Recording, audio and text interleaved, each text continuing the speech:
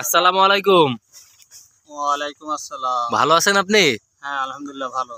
ভাই এই যে মুখী কচু, তাই তো? হ্যাঁ, এটা কি কি নাম বলে? মুখী কচু আর কি কি বলে? এটা আইরেট কচু বলে, সার কচু বলে। কেউ মুখী কচু বলে, তাই তো? হ্যাঁ, কটুক জমিতে আপনার এই মুখী কচু চাষ?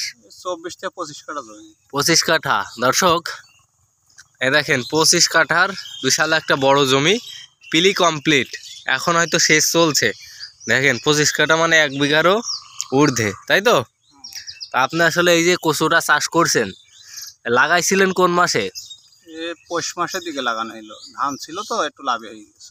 ও, পৌষ মাসে লাগাইছেন, তাই তো? লাগানোর নিয়ম তো কার্তিক মাসে নাকি? হ্যাঁ, আচ্ছা, তার মানে আপনি 1 মাস পিছিয়ে গেছে। পিছই গেছে, মানে পরে লাগাইছেন। শেষে পৌষের দিকে, অগ্রহণের শেষের দিকে লাগানো হয়েছে। আচ্ছা, তো বর্তমান কি অবস্থা এই গাছের, বা এই যে পিলি করছেন, গাছগুলো দেখতে অনেক সুন্দর লাগছে এবং পিলিটাও খুব সুন্দরভাবেই তৈরি করছেন।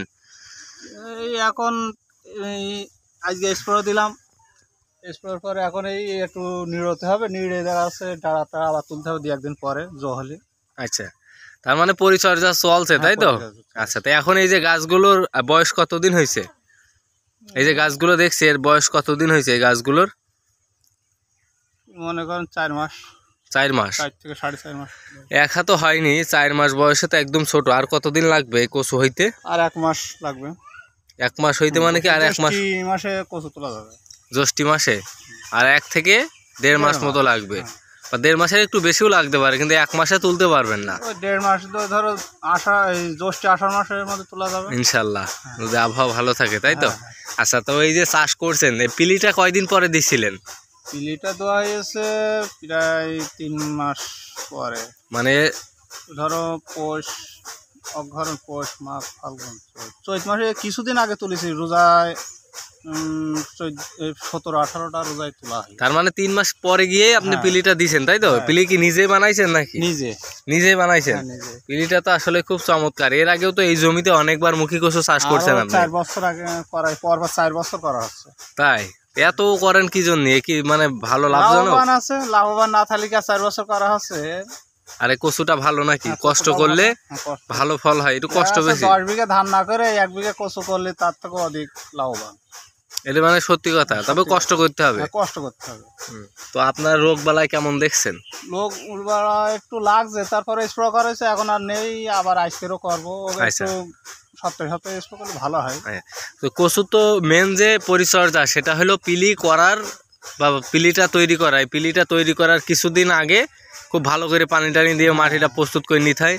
আর পিলি করার পরে তোলার পরে আর খাটনি নেই, তেমন খাটনি নেই নাকি? পিলে তোলা হয়ে গেলে কচুর খরচও কমে গেল, সব দিকেরই সুযোগ সুবিধা। এই এখন 2-1টা যে ঘাস, এরপরে এটে গেলে আর ঘাসও থাকবে না।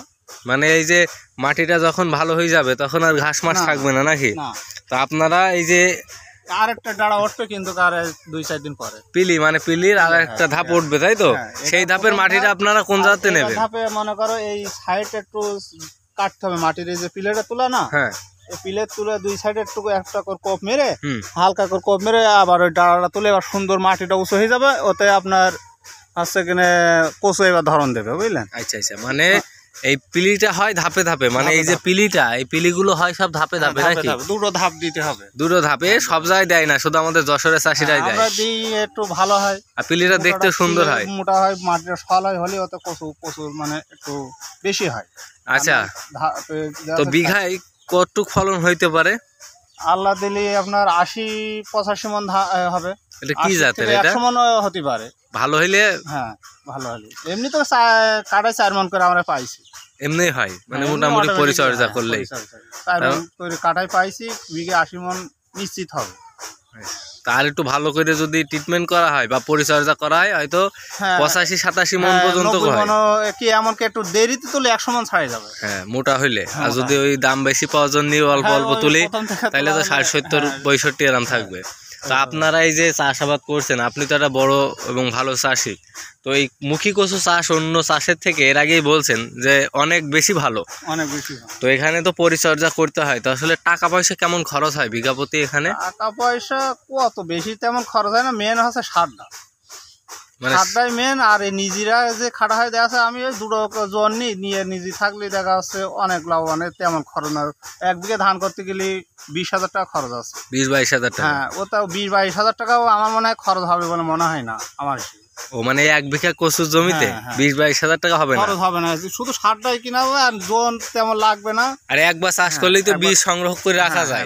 বীজটা বাড়ি থেকে যায়, বীজটা সংগ্রহ করলে দেখা যাচ্ছে বীজ কিনতে গেলে আবার একটু খরচ বেশি পড়ে। আবার আপনারা তো বীজ বিক্রি করেই তো মনে করেন 1 বিঘা জমি এখান থেকে বীজ বিক্রি করেই তো আবার খরচ বের করে নেন। খরচ বেড়ে আসে।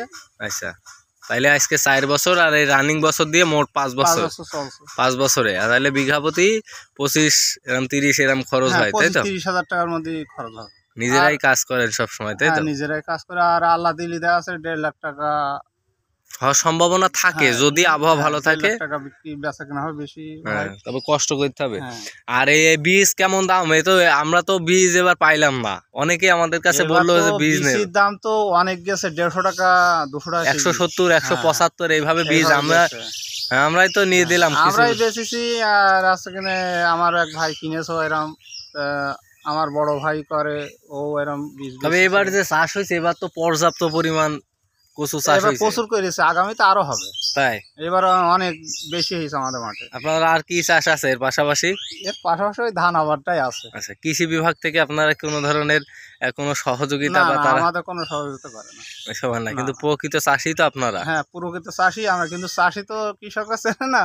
এখন যারাই চাষাবাদ নেই তারাই দেখছি অনেকে নিয়ে আসছে, কিন্তু আমাদের অনুদান বা কোনো কৃষক মাঠে আসে না নাকি? আমাদের আর আমরা অত আগ্রহ করে যাইও না। কারণ হলো কি, শুনেন, আপনারাও যান না, আমরাও যাই না। হ্যাঁ, এই জন্য তারাও আসতে চায় না। কিন্তু আপনারা যদি যান তাহলে অবশ্যই তারা কিন্তু আপনাদের সহযোগিতা করবে কম বেশি। তো এই কচু আগামীতে কতটুক থাকবে আপনার মনে করেন? এখন মনে করেন আগামীতে আরো 1 বিঘা বাড়ানোর চিন্তা ভাবনা নিয়েছি আমাদের ওই মোটরের গোড়ায়। আচ্ছা, মানে 2 বিঘা বেশি করবেন, তাই তো? এবার 25 কাঠা, সামনেবার আরো 1 বিঘা বাড়বে। বীজ রাখবেন আপনি? এবার বীজ রাখা তো অবশ্যই, প্রত্যেকবারই বীজ রাখা, আমি বীজ রেখে আরো বেচা হয়। ও মানে বেশি বীজ করেন? ও, তাহলে যদি কেউ বীজ ওই সময় নিতে চায় তাহলে তো আপনার হাতে যোগাযোগ করলে পারা যাবে। হ্যাঁ, পাবে। তবে মোবাইল নাম্বারটা বলে রাখেন, কারণ নেটে একটা ভিডিও ছেড়ে রাখলে অনেকে আছে সেই সময় দেখবে, যাদের দরকার। বলেন নেটের নাম্বারটা বলেন। 01995 140 615। আচ্ছা, এটা হলো আপনার নিজস্ব নাম্বার। আচ্ছা, তাহলে কেউ যদি এই মুখী কচুর বীজ সেই সময় নিতে চায় কার্তিক মাসের আগে বা আগেও নিয়ে যদি রাখতে চায় তাহলে আপনি দিতে পারবেন, তাই তো? আচ্ছা দর্শক, আমাদের যশোর জেলার শার্শা উপজেলার নিজামপুর ইউনিয়নে প্রচুর আকারে মুখী কচুর চাষ হচ্ছে এবছর। শুধু আমাদের নিজামপুর ইউনিয়ন নয়, পার্শ্ববর্তী ইউনিয়নে আসলে এই কচুর চাষটা বেড়েছে। তা আসলে এই ধরনের চাষিরা কিন্তু বলল যে ধান চাষে আগ্রহী কমছে, কারণ খরচ এখন মানে দ্বিগুণ বেড়ে গেছে সার ডিজেলের দাম বাড়াতে। এই কচু চাষে তারা কোনো রকম টিকে আছে। তা আসলে যারা বীজ নিতে চান, নাম্বারটা দেয়া থাকলো, আপনারা যোগাযোগ করে নিতে চান, অবশ্যই নিতে পারবেন। তো সকলেই ভালো থাকেন, আল্লাহ হাফেজ।